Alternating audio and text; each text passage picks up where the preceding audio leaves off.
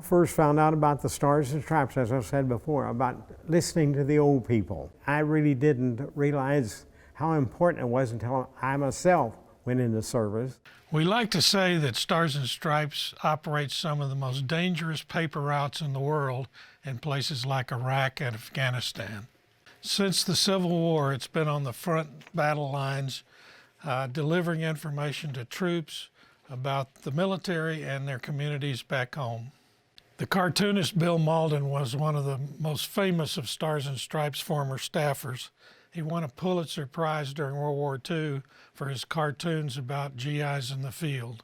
As a young soldier, it kept me entertained. I could find out what was going on in my state of Missouri or in my country. People who are familiar with Stars and Stripes are surprised to find out it started near the Missouri Boot Heel in a small town during the Civil War. The first edition was published in Bloomfield, Missouri on a printing press that had been abandoned by the editor, who was a Southern sympathizer. One of the Bloomfield legends, I picked it up for my family, for my neighbors.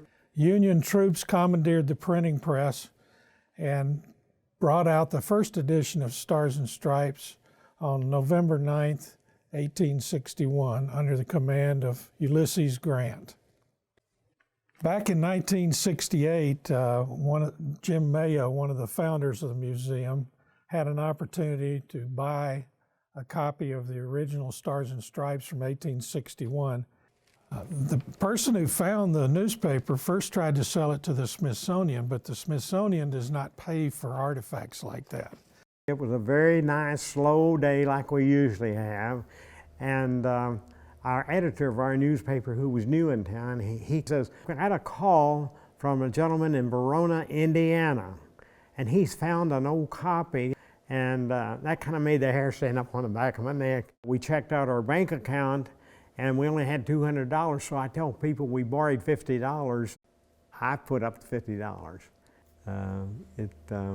It's well worth it. Since its founding, the museum has received thousands of artifacts from former Stripes staff members and others, and it's simply outgrown its current facilities. We need more space for artifact storage, and we need climate control space. We simply have to grow. You cannot stay stationary. You've got to grow. Our storage, we're almost desperate for storage. Well, we think it's important to keep the museum in the place where it all started, and we would never leave Bloomfield. We need something for our area to show that we're part of America. Everything shouldn't be on the east and west coast.